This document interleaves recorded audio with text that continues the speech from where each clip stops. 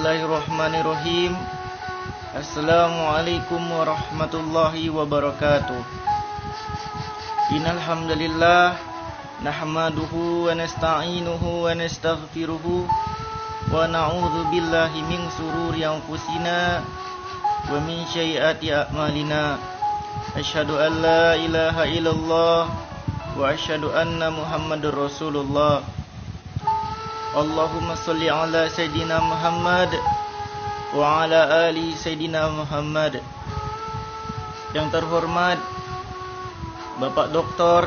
Abdul Halim MPDI, laku dosen pengampu mata kuliah Sejarah Pemikiran Pendidikan Islam Modern. Semoga Allah Subhanahu wa taala senantiasa memberikan kesehatan selalu untuk beliau. Amin ya rabbal alamin.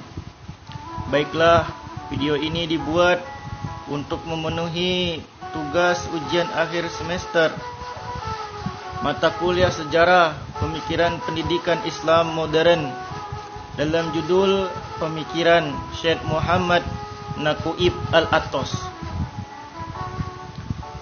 Adapun biografi daripada Syekh Muhammad Naqib Al-Attas adalah Syekh Muhammad Naqib bin Ali bin Abdullah bin Muhsin bin Muhammad Al-Attas. Beliau lahir di Bogor, Jawa Barat pada tanggal 5 September 1931. Ia dikandung dari Prof. Dr. Husain Al-Attas, seorang ilmuwan dan pakar sosiologi di Universitas Malaya, Kuala Lumpur, Malaysia.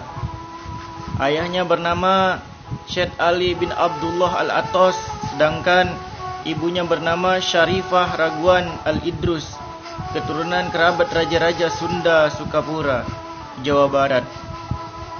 Ayahnya berasal dari Arab yang silsilahnya merupakan keturunan ulama dan ahli tasawuf yang terkenal dari kalangan Sayyid. Adapun tujuan pendidikan Islam yang pertama, menurut pemikiran Naqib Al-Attas yang beranggapan bahwa tujuan pendidikan Islam adalah menanamkan kebajikan dalam diri manusia sebagai manusia dan sebagai dari individu. Tujuan akhir pendidikan Islam adalah menghasilkan manusia yang baik, yakni kehidupan material dan spiritualnya. Di samping tujuan pendidikan Islam yang menitik beratkan pada pembentukan aspek pribadi individu, juga mengharapkan pembentukan masyarakat yang ideal tidak terabaikan.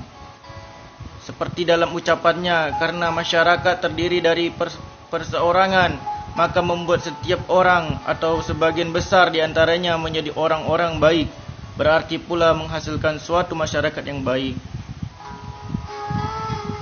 Adapun sistem pendidikan Islam sebagaimana yang tertuang dalam tujuan pendidikan Islam di atas, bahwa Al-Attas menceritakan tujuan tersebut adalah bagaimana mewujudkan manusia sempurna, yaitu sebagai insan yang kamil. Dengan begitu berarti sistem pendidikan Islam harus memahami seperangkat bagian-bagian yang terkait satu sama lain dalam sistem pendidikan. Maksudnya ialah pendidikan Islam harus mencerminkan aspek manusia itu sendiri, bukannya negara. Perwujudan paling tinggi dan sempurna dari sistem pendidikan adalah universitas. Menurut Al-Attas, universitas Islam yang dirancang untuk mencerminkan yang universal harus pula merupakan pencerminan manusia itu sendiri. Sedangkan yang termasuk ilmu rasional dan sejenisnya adalah ilmu-ilmu kemanusiaan, ilmu-ilmu alam, dan ilmu-ilmu terapan. Menurut Al-Attas, sebagian termasuk ilmu kemanusiaan seharusnya ditambah dengan pengetahuan Islam, karena semua disiplin ilmu harus bertolak kepada Islam. Karena itu, ia menganjurkan agar pengetahuan tersebut ditambahkan disiplin-disiplin baru yang berkaitan dengan hal-hal berikut ini. Yang pertama, yaitu adanya perbandingan agama dari sudut Islam. Yang kedua, kebudayaan dan peradaban Barat, khususnya kebudayaan dan peradaban yang selama ini di masa datang berbenturan dengan Islam. Yang kedua, ilmu-ilmu linguistik, bahasa-bahasa Islam, tata bahasa dan literatur. Yang keempat, sejarah Islam, pemikiran kebudayaan dan peradaban Islam, perkembangan ilmu-ilmu sejarah Islam, filsafat sains Islam, Islam sebagai sejarah dunia, Al-Athos. Sesuai dengan pandangan Al-Athos tentang ilmu universitas Islam, mesti mengintegrasikan ilmu pengetahuan dan nilai demi terwujudnya manusia ideal, yaitu manusia yang beradab. Baik, itu saja yang dapat saya sampaikan. Kesempurnaan itu hanya milik Allah Subhanahu wa taala, dan kesalahan itu datang daripada saya sendiri. Zulman qala wala tanzulman qala. Mudah-mudahan apa yang saya sampaikan ini bisa bermanfaat untuk kita semua. Amin ya rabbal alamin. Wabillahi taufiq wal hidayah. Assalamualaikum warahmatullahi wabarakatuh.